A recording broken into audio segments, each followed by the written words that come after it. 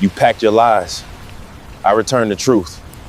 The anonymous envelope slid under my apartment door at exactly 11:47 p.m. on a Tuesday night in March, containing photographs that would destroy my marriage and change my life forever.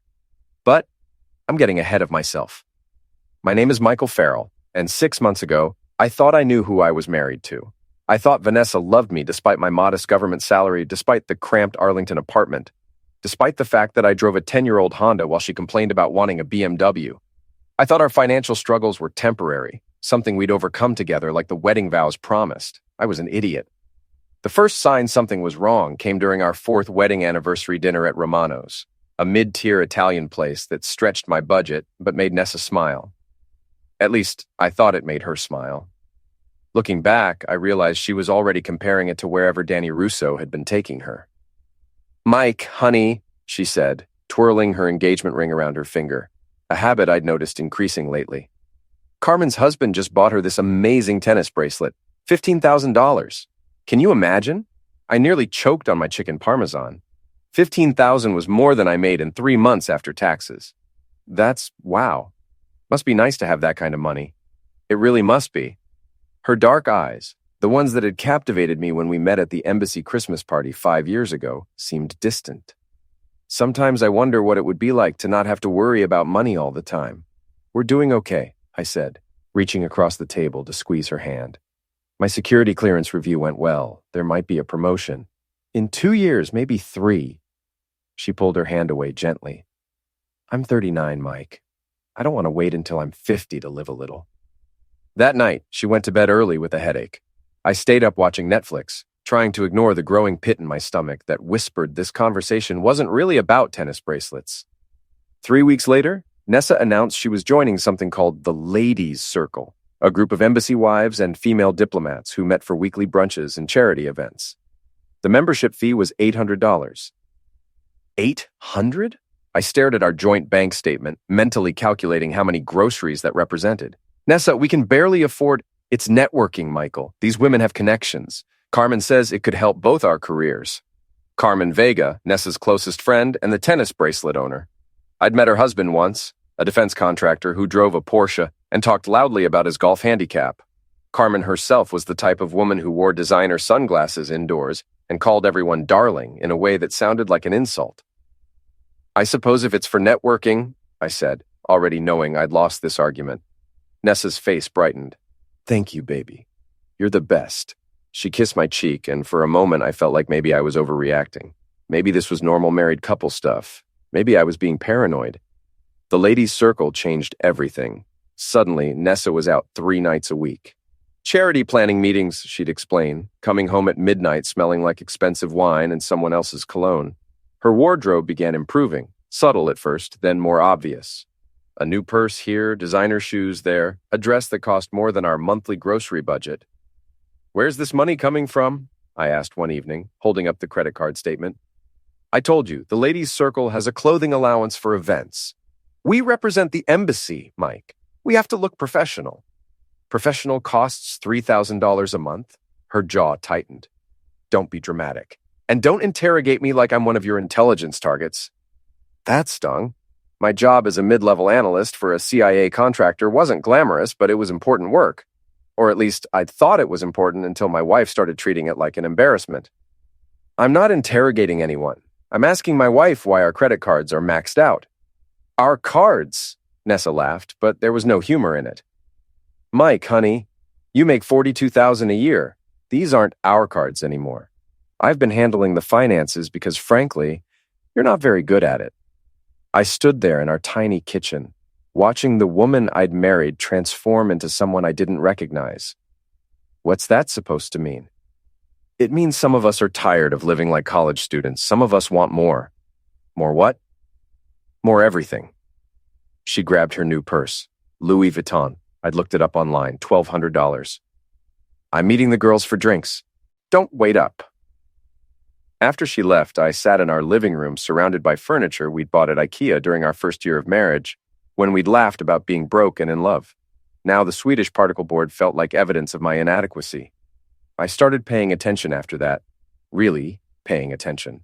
Nessa's phone, which used to sit casually on the counter, was now always face down and password protected. She'd changed her laptop password too. I discovered this when I tried to check our online banking and couldn't get in. Her schedule became increasingly mysterious. The ladies' circle apparently met for brunch on Tuesdays, drinks on Thursdays, and charity events on weekends. But when I called the embassy to ask about a charity gala Nessa claimed to be organizing, the receptionist had never heard of it. "Are you sure you have the right department?" she asked. "I'm looking for information about the Children's Hospital fundraiser. My wife, Vanessa Farrell, is organizing it." "Let me transfer you to events coordination." 5 transfers later, I'd spoken to everyone in the embassy who might know about charity fundraisers. None of them had heard of Nessa's event. That night, I confronted her. "There is no Children's Hospital fundraiser, is there?" Nessa was in our bedroom, trying on what looked like a brand new cocktail dress. In the mirror, I could see her face freeze for just a moment before she recovered. "Of course there is. Just because some receptionist doesn't know about it doesn't mean—" "I talked to 6 people, Nessa, including the events coordination director." She turned around, and for the first time in months, I saw something real in her expression. Fear, maybe, or anger at being caught. "You called my workplace? You checked up on me like some kind of stalker?" "I called to ask about an event my wife claimed to be organizing." "That's not stalking. That's being supportive. It's controlling and paranoid." She pushed past me toward the closet. "I don't have time for this. Danny's picking me up in 20 minutes. My blood went cold. "Who's Danny?" Another pause, another moment of calculation behind her eyes. "Danny Russo, Carmen's friend. He's giving me a ride to the event since you obviously don't trust me to go alone." "I never said I didn't trust you." "You didn't have to." She grabbed a pair of earrings I'd never seen before, diamonds that caught the light like tiny stars. "Your behavior says everything." "My behavior?" "Nessa, you're lying about where you go, spending money we don't have, and now some guy I've never heard of is picking you up for events that don't exist. What am I supposed to think?" "You're supposed to think that your wife is trying to build a life worth living instead of sitting in this depressing apartment feeling sorry for herself." The cruelty of it hit me like a physical blow. This depressing apartment was the best I could afford. This life she was so eager to escape was the life I'd built for us. "If you're so unhappy, why did you marry me?" For a moment, her face softened. I saw a glimpse of the woman who'd laughed at my jokes, who'd said yes when I proposed with a ring that cost me 3 months' salary, who'd promised to love me for better or worse. Then a car honked outside, and the moment vanished. "That's Danny. We'll talk about this later." She kissed my cheek, a perfunctory gesture that felt like a goodbye, and left. I watched from our 3rd-floor window as she walked to a silver Maserati. The man who got out to open her door was tall, well-dressed, and confident in the way that comes from never having to check your bank balance before buying coffee. Danny Russo shook Nessa's hand, then placed his other hand on her lower back as he guided her to the passenger seat. It was a small gesture, casual, but it spoke of familiarity, intimacy. I stood at that window for a long time after they drove away, watching the empty parking space and trying to figure out when my marriage had died. The anonymous envelope arrived 2 weeks later. I almost threw the envelope away without opening it. No return address, no postmark I could make out in the dim hallway light. It could have been anything. Junk mail, a flyer, maybe something for the previous tenant who still got mail here occasionally. But something made me hesitate. Maybe it was the weight of it, heavier than a typical letter. Maybe it was the way my name was written in block letters across the front. Michael Farrell, personal and confidential. Inside were 12 photographs and a single sheet of paper with an address and time. Iron Gate Bar, Thursday 9 p.m. Come alone. You deserve to know the truth. The photographs told a story I wasn't ready to hear. Nessa and Danny Russo at what looked like an expensive restaurant, his hand covering hers across a candlelit table. Nessa laughing at something he was saying, her face animated in a way I hadn't seen in months. Danny kissing her cheek outside a hotel I recognized as the Ritz-Carlton. Nessa wearing a dress I'd never seen, getting into his Maserati. But the worst photo was the last one. Nessa and Danny in what was clearly a jewelry store, examining something in a display case while a salesperson looked on. Danny had his arm around her waist, and she was looking up at him with an expression of pure adoration. I stared at that photograph for 20 minutes, memorizing every detail. The way she leaned into him. The way he looked at her like she was precious. The way they looked like a couple who belonged together. My hands were shaking when I finally set the photos down. I called in sick to work the next day and spent 8 hours sitting in my car outside the embassy, watching for Nessa's Honda Civic. She'd told me she was working late on a special project, but her car never appeared in the employee parking lot. At 2 p.m., I drove to the Ritz-Carlton. The valet recognized the Maserati immediately when I described it. Mr. Russo? Yeah, he's here most afternoons. Usually has lunch in the restaurant. Is he alone today? The valet glanced around, then leaned closer. Look, man, I'm not supposed to say anything about guests, but he's got a lady with him. Pretty brunette. They're in the restaurant now if you want to. I didn't want to, but I needed to. I found them at a corner table with a view of the city, sharing what looked like a very expensive bottle of wine. Nessa was wearing the dress from the photographs, a black cocktail number that probably cost more than my monthly salary. She looked radiant. I watched from behind a pillar as Danny reached across the table and took her hand. Watched as she smiled and interlaced their fingers. Watched as he signaled for the check and she didn't even glance at it when it arrived. When they stood to leave, Danny's hand went immediately to the small of her back. The gesture I'd seen from my apartment window, repeated here with casual intimacy. They walked past me close enough that I could smell Nessa's perfume, something new and expensive. I followed them to the elevator and watched the numbers climb to the 7th floor. That night, Nessa came home at 11:30 with a story about embassy budget meetings and apologies for missing dinner. She kissed my forehead and said she was exhausted, then disappeared into the bathroom for a long shower.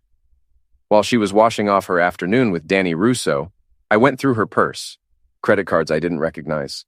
A hotel key card, receipts from stores I couldn't afford to walk into, let alone shop at, and buried at the bottom, a small jewelry box containing diamond earrings that caught the light like the ones she'd worn to her mysterious charity event. Find what you were looking for? I spun around. Nessa stood in the bathroom doorway wearing a robe I'd never seen, her hair wrapped in a towel. I was looking for aspirin, I said, which was pathetic but better than the truth. In my purse. I couldn't find any in the medicine cabinet. She studied my face for a long moment. I wondered if she could see the knowledge there, if guilt and betrayal were visible things that marked a person. There's aspirin in the kitchen cabinet, she said finally, next to the vitamins. Right, thanks. I started to leave, but her voice stopped me. Mike, are we okay? I turned back to look at my wife, this stranger wearing Nessa's face, living Nessa's life, sleeping in Nessa's side of our bed. Are we? She smiled, but it didn't reach her eyes. I hope so. I love you, you know. I love you too. We were both lying. Thursday at 9 p.m., I walked into the Iron Gate bar feeling like I was about to jump off a cliff. The place was dimly lit and mostly empty. The kind of establishment that catered to serious drinkers and people who didn't want to be seen. I recognized him immediately, though I'd never seen him before.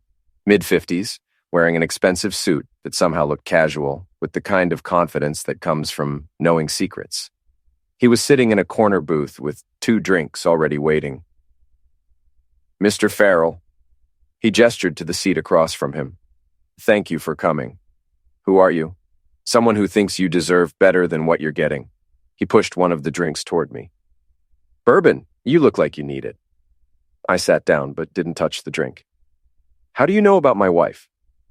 I know about a lot of things. Your wife's affair with Danny Russo is just one of them. He opened a manila folder and spread more photographs across the table.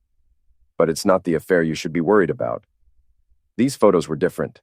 Bank statements with numbers that made my eyes widen.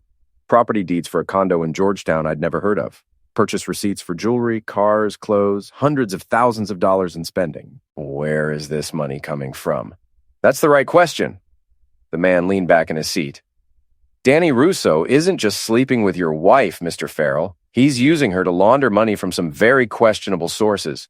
Launder money?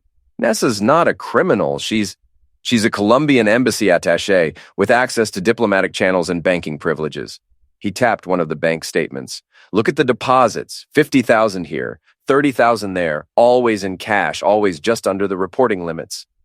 I studied the numbers, my analyst training kicking in despite the emotional chaos in my head. The pattern was obvious once you knew what to look for. The ladies' circle, I said. Doesn't exist. Never did. It was just a cover story to explain her absences and her sudden wealth. He gathered the photographs back into the folder. Your wife has been helping Danny Russo move money for the better part of a year. Some of it Russian, some of it cartel money from her contacts in Colombia. All of it dirty. Why are you telling me this? For the first time, his composed expression cracked slightly. Because Danny Russo destroyed my family once. Cost me my job, my reputation, everything I'd worked for. I've been waiting a long time for the right opportunity to return the favor. You want revenge? I want justice, and you want your life back. He stood up, leaving the folder on the table. The question is, what are you willing to do to get it? I sat alone in that bar for 2 hours after he left, going through every photograph, every bank statement, every piece of evidence that proved my marriage was a lie. By the time I got home, Nessa was asleep. I stood in our bedroom doorway watching her breathe, trying to reconcile this peaceful scene with the woman in the photographs, the woman who'd been stealing from me in ways I was only beginning to understand. In the morning, I would start planning my revenge. But that night, I just stood there, mourning the death of everything I'd thought was real. I called in sick again on Friday and spent the day learning everything I could about Danny Russo and my wife's secret life. The Georgetown condo was registered under an LLC that traced back to a shell company in Delaware.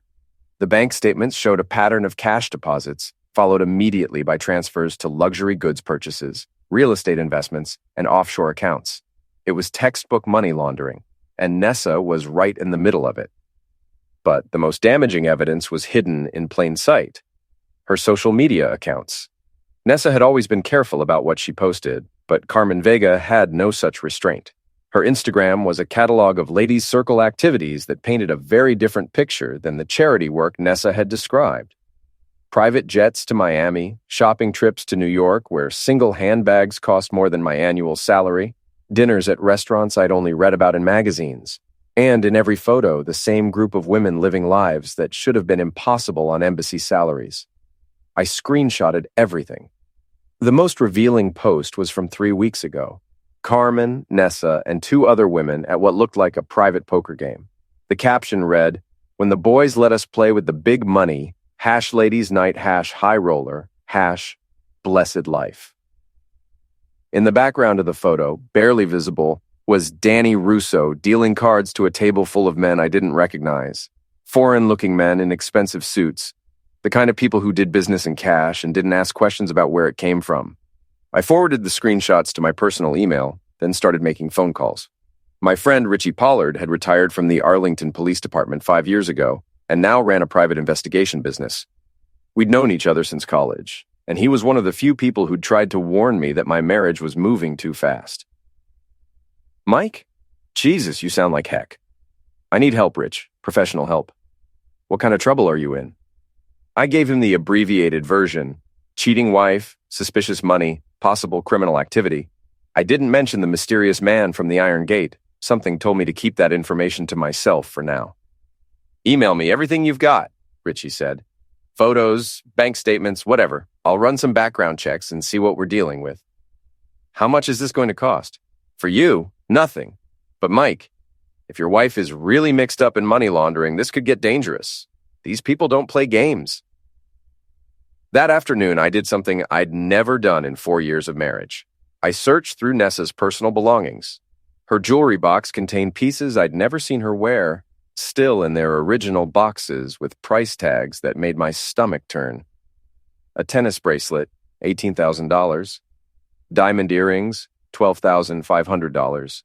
A watch that cost more than my car. In her closet, I found designer clothes with tags still attached, shoes that cost more than our monthly rent, and a safe I didn't know existed.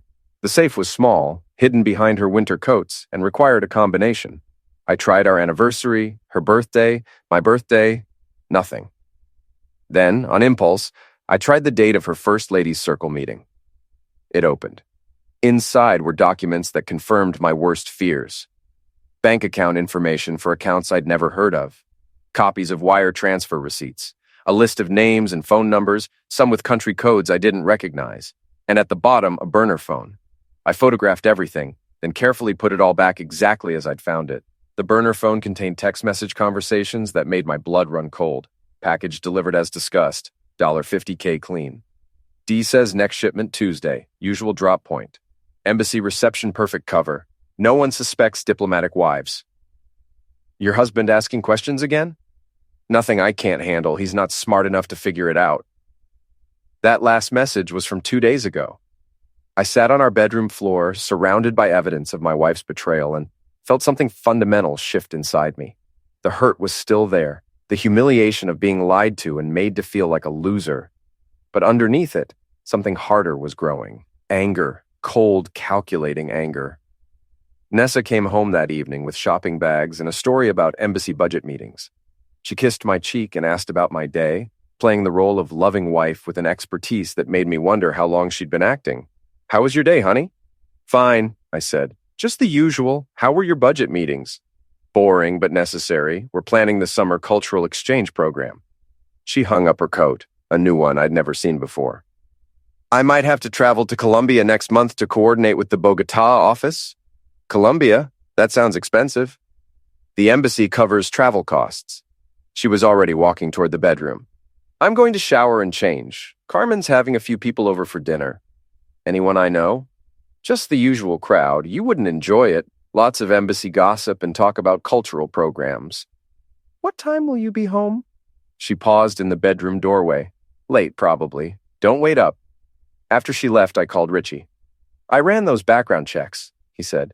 "Danny Russo is interesting. Officially, he's a cultural attaché at the Colombian embassy. Unofficially, he's been flagged by multiple agencies as a person of interest in money laundering investigations. Flagged, but not arrested? Diplomatic immunity is a beautiful thing, but Mike, there's more.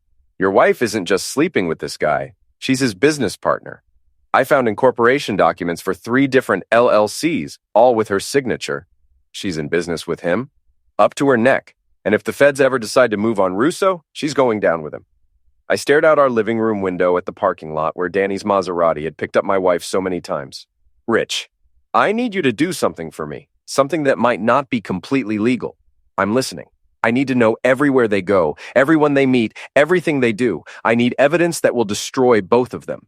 There was a long pause. "Mike, what are you planning?" "I'm planning to get my life back." "And if they find out you're investigating them?"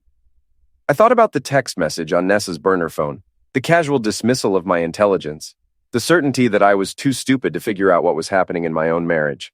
"They won't," I said. "They think I'm too dumb to be a threat." "Are you?" For the first time in months, I smiled. "We're about to find out."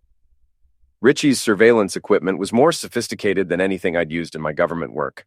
Tiny GPS trackers, audio recording devices that looked like shirt buttons, cameras small enough to hide in a pen. "This is all legal, right?" I asked as he showed me how to use the equipment.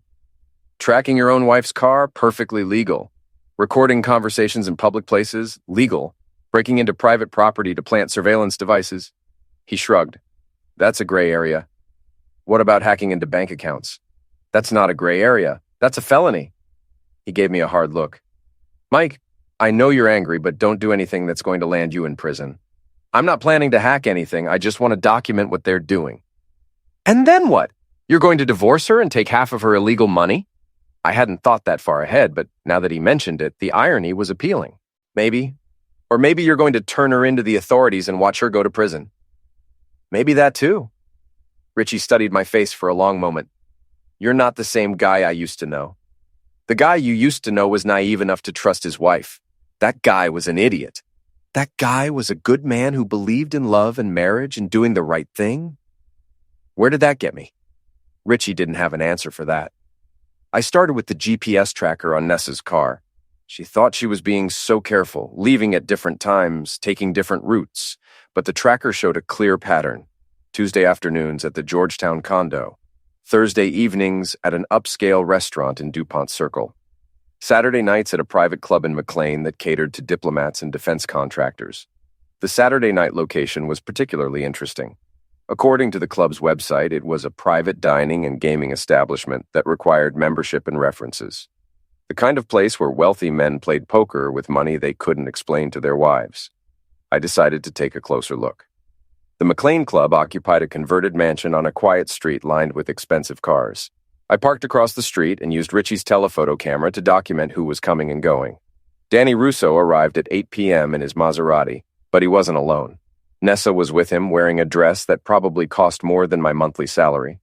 They were greeted at the door by a man in an expensive suit who clearly knew them well. Over the next 2 hours, I photographed a parade of interesting characters. Men with diplomatic license plates. Women who looked like they'd stepped out of fashion magazines. And at 10:30, a black SUV with tinted windows that disgorged 3 men who looked like they'd be more comfortable in a Moscow nightclub than a Virginia suburb. I was so focused on taking pictures that I almost missed the most important arrival, Carmen Vega and her defense contractor husband, followed by 2 other couples I recognized from Nessa's social media posts. The entire ladies' circle was here, along with their husbands and what looked like a collection of foreign businessmen and diplomats. This wasn't a social gathering. It was a business meeting. I was adjusting the camera lens for a better shot when someone tapped on my passenger window. "Excuse me, sir, could you step out of the vehicle?" The man was large, well-dressed, and polite in the way that suggested violence was always an option. Behind him stood another man with the same professional demeanor and expensive suit. "Is there a problem?" I asked, rolling down the window but not getting out. "You've been sitting here for quite a while, taking pictures. The residents are concerned." "I'm a photographer," I said, which was technically true. "I'm documenting historic architecture." "At night? The lighting is better." The man smiled, but it didn't reach his eyes. "I'm going to need to see some identification." I handed over my driver's license, trying to look calm while my heart hammered against my ribs. "Michael Farrell," he read aloud. "Arlington address. What kind of photography do you do, Mr. Farrell?" "Freelance work, real estate, events, that sort of thing." "And who are you working for tonight?" "Myself. I'm building a portfolio." He handed back my license. "I think you've got enough photos for tonight. Why don't you head home?" It wasn't a suggestion. I drove away slowly, checking my mirrors to make sure I wasn't being followed. The encounter had rattled me. But it had also confirmed something important. Whatever was happening at that club was worth protecting. The next morning, I developed the photos at a 1-hour print shop and spread them across my kitchen table. The faces told a story of international connections and dirty money, but I needed more than faces. I needed evidence of actual crimes. That's when I decided to bug Danny's car. Richie had given me a magnetic GPS tracker with built-in audio recording capability. "Only use this if you're sure," he'd warned. "If they find it, they'll know someone is watching them." I waited until Tuesday afternoon, when I knew Danny would be at the Georgetown condo with Nessa. His Maserati was parked in the building's underground garage, and the security cameras had blind spots that Richie had identified during his reconnaissance. Attaching the device took 30 seconds. Getting out of the garage without being seen by security took another 10 minutes of careful timing and luck. That evening, Nessa came home with another story about embassy work and another new piece of jewelry she claimed was a gift from Carmen. I smiled and nodded and played the role of oblivious husband while inside. I counted the hours until I could retrieve the recording device. The audio files were a goldmine. Danny and Nessa's conversation during their drive back from the Georgetown condo was intimate and businesslike in equal measure. They discussed money transfers, upcoming shipments, and the logistics of using embassy functions as cover for their operations. But the most damaging recording came from a phone call Danny made while Nessa was in a store. "The shipment from Bogota is confirmed for Friday. 50 kilos, same route as before. No, the embassy wife is handling the diplomatic pouch. She's been perfect. Her husband is too stupid to suspect anything. Yeah, she's got him completely fooled. Poor bastard thinks she's cheating on him for love." I listened to that recording 5 times, memorizing every word, every laugh, every casual dismissal of my intelligence and dignity. By Thursday, I had enough evidence to destroy both of them. Bank records, photographs, audio recordings, documentation of their money laundering operation and illegal distribution network. I could have taken it all to the FBI and watched them both disappear into the federal prison system. Instead, I decided to destroy them myself. The plan started with a simple realization. Danny and Nessa's greatest strength was also their greatest weakness. They were protected by diplomatic immunity and social connections, but they were also dependent on their reputations and social standing. If I could destroy their credibility, expose their crimes publicly, and humiliate them in front of their peers, I could take away everything they valued without involving the authorities. It would be personal, it would be devastating, and it would be completely legal.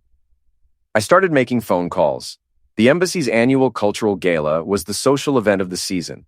200 diplomats, government officials, and wealthy donors gathering to celebrate Colombian-American relations and raise money for various cultural exchange programs. Nessa had been talking about it for weeks, describing her role in organizing the silent auction and coordinating with the embassy's cultural attachés. She'd bought a new dress for the occasion, something that cost more than I made in a month, and had scheduled appointments for hair, nails, and makeup.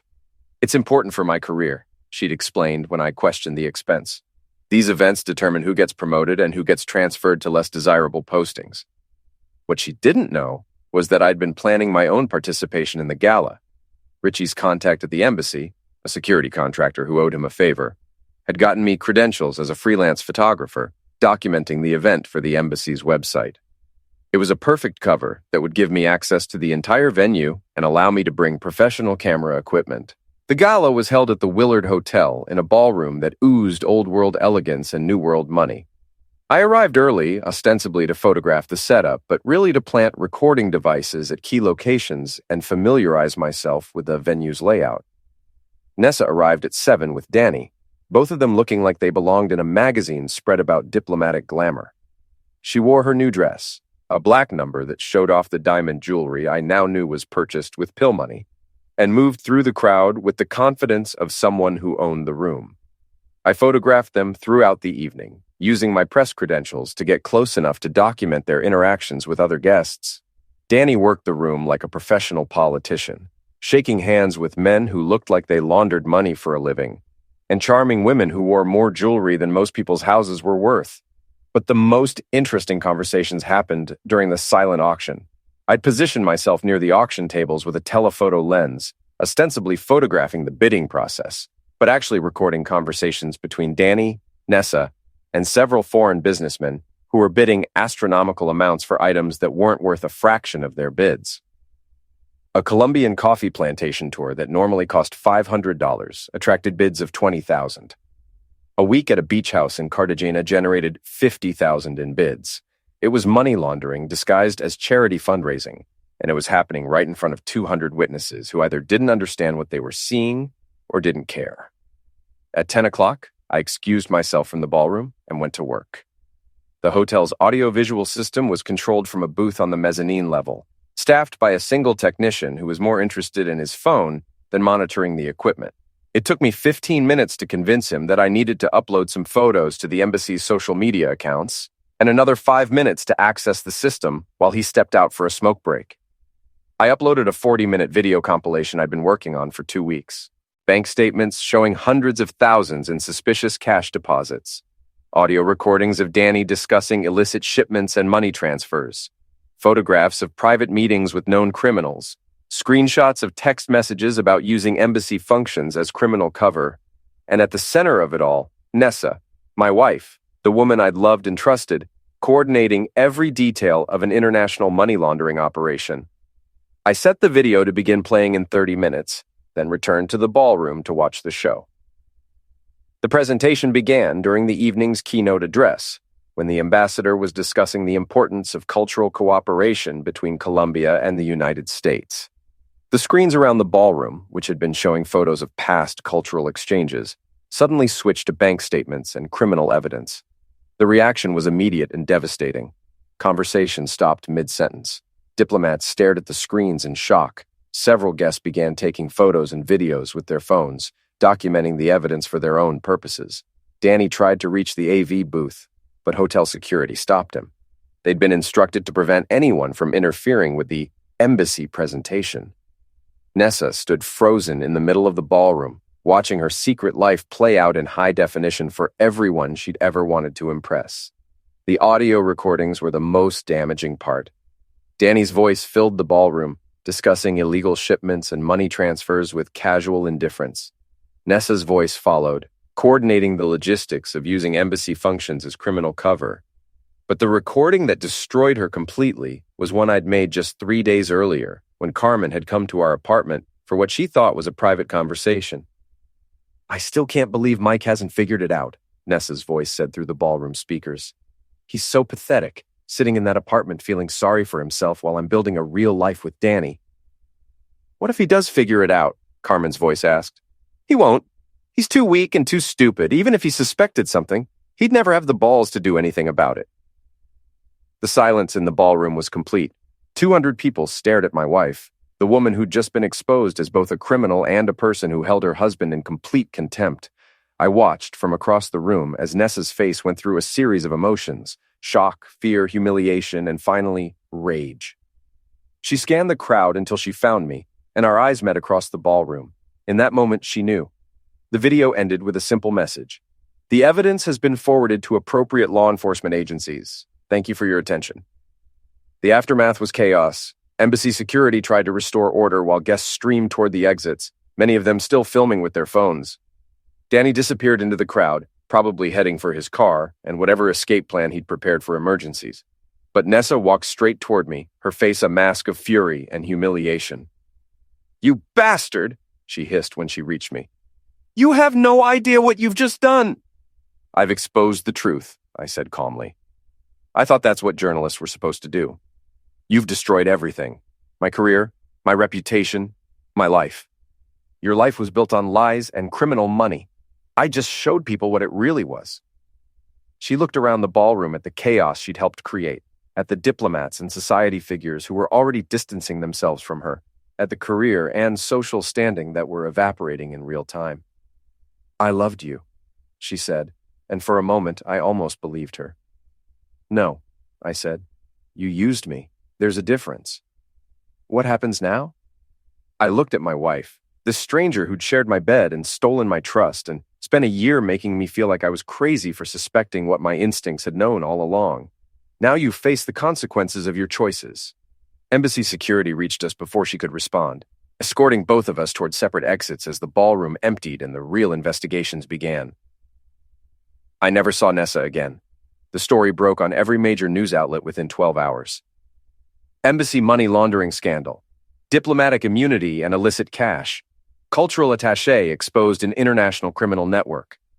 The video from the gala had been uploaded to social media by dozens of witnesses, and the evidence it contained was too compelling for any news organization to ignore. Danny Russo disappeared that night, probably on a private jet to a country without extradition treaties. His Maserati was found abandoned at Dulles Airport, and his Georgetown condo was raided by federal agents who found enough evidence to support charges against a dozen co-conspirators.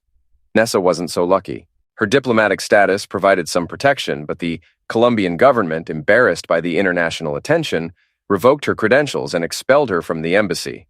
Without diplomatic immunity, she became just another criminal defendant facing federal money laundering and trafficking charges. I watched her perp walk on the evening news, flanked by federal marshals as she was led into the courthouse for her arraignment. She looked smaller somehow, diminished without the designer clothes and expensive jewelry that had defined her secret life. The ladies' circle disbanded overnight. Carmen Vega's husband was arrested for his role in the money laundering network. 2 other embassy wives were charged as co-conspirators. The McLean Club was raided and shut down, its membership list becoming evidence in a federal investigation that would take years to fully unravel. My role in exposing the network made me a minor celebrity in intelligence circles. The CIA contractor that employed me offered a promotion and a substantial raise. Several news outlets wanted to interview me about my investigation and the techniques I'd used to gather evidence. I turned them all down. The truth was, I didn't feel like celebrating. Destroying Nessa's life hadn't restored mine. It had just created a different kind of emptiness. The apartment that had felt cramped and inadequate when she lived there felt cavernous and silent now that she was gone. I kept her wedding ring in a drawer next to the bed, not out of sentiment, but as a reminder of how completely I'd misjudged someone I'd thought I knew. The diamond was real, but everything else about our marriage had been an elaborate lie. 3 months after the gala, I received a letter from Nessa's attorney requesting a meeting to discuss divorce proceedings. She was in federal custody awaiting trial, but she wanted to settle the division of assets before her criminal case went to court. The meeting took place in a sterile conference room at her lawyer's office. Nessa looked different, thinner, wearing an orange jumpsuit instead of designer clothes, her hair pulled back in a simple ponytail. The transformation was startling. "Hello, Mike," she said when I walked into the room. Nessa, her lawyer, a tired-looking man who probably specialized in hopeless cases, spread financial documents across the conference table. Bank statements, property deeds, asset valuations, the paperwork of a marriage being dissolved. My client is prepared to offer a settlement, he began, but Nessa interrupted him. I want to talk to my husband alone. The lawyer looked uncomfortable. I don't think that's advisable. 5 minutes, Nessa said. Please. After the lawyer left, we sat in silence for a long moment. Through the conference room window, I could see the city where we'd built our life together, where she'd betrayed me, where I'd destroyed her in return. I'm sorry, she said finally. For which part? All of it. The affair, the money, the lies, the things I said about you to Carmen.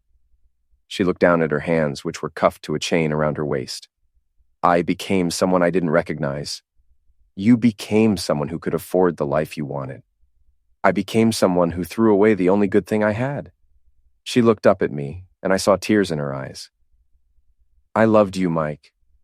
I know you don't believe that now, but it was true. At least in the beginning. What happened to us? I got greedy. I got stupid. I started believing I deserved more than what we had together. She wiped her eyes with the back of her hand. Danny made me feel important, like I was worth the expensive things and the glamorous life, but it was all built on lies and criminal money. Why didn't you just ask for a divorce? Because I knew you'd try to talk me out of it. Because I knew you'd remind me of all the reasons we fell in love in the first place. She smiled sadly. Because I was a coward who took the easy way out. I studied her face, looking for signs of manipulation or deception, but all I saw was exhaustion and regret. What happens now? I asked. I'm going to prison. My lawyer thinks I can plea bargain down to 8 years if I cooperate with the investigation. She gestured at the financial documents. I want you to have everything, the house, the accounts, all of it. I don't want your dirty money. It's not all dirty money. Some of it is legitimate. My salary, our joint savings, the equity in our apartment. She leaned forward. Please, Mike, let me do this one decent thing. I looked at the woman I'd married, the woman I'd loved, the woman I'd destroyed. She was offering me financial security, a comfortable future built on the wreckage of her own life. I'll think about it, I said. Thank you. She stood up, the chains around her waist rattling softly. Mike, I know you'll probably never forgive me, but I want you to know that what we had in the beginning was real, at least for me. I know, I said, and realized I meant it. After she was led away, I sat alone in the conference room for a long time, thinking about love and betrayal, revenge and forgiveness, the price of justice and the cost of closure. 6 months later, Nessa pleaded guilty to money laundering and conspiracy charges and was sentenced to 10 years in federal prison. I signed the divorce papers and accepted the financial settlement, using the money to buy a house in a quiet neighborhood where no one knew my story. Danny Russo was never found, though Interpol issued warrants for his arrest in 12 countries. The investigation into his criminal network led to dozens of arrests and the seizure of millions in assets. But the man himself vanished as completely as if he'd never existed. I kept working for the CIA contractor, using the skills I'd learned during my investigation to help track down other criminals who thought they were too smart to get caught. It was satisfying work, but it didn't fill the emptiness that Nessa's betrayal had left behind. Sometimes I wondered if I'd done the right thing. If destroying her life had been justice or just elaborate revenge. If there had been another way to handle her betrayal that didn't end with her in prison and me alone in a house bought with criminal money. But then I'd remember the recording of her voice dismissing me as too weak and too stupid to figure out what she was doing, and I'd know that some betrayals are too complete to forgive. I never remarried. I never fell in love again. I learned to be content with solitude and the knowledge that I was stronger than anyone had given me credit for, including myself. The anonymous man who'd started my investigation never contacted me again. I sometimes wondered if he'd gotten the revenge he was looking for, if seeing Danny Russo's empire destroyed had satisfied whatever grievance had motivated him to help me. But it didn't matter. What mattered was that I'd taken control of my own story, turned the tables on people who'd underestimated me, and proven that even the most elaborate lies eventually collapse under the weight of the truth.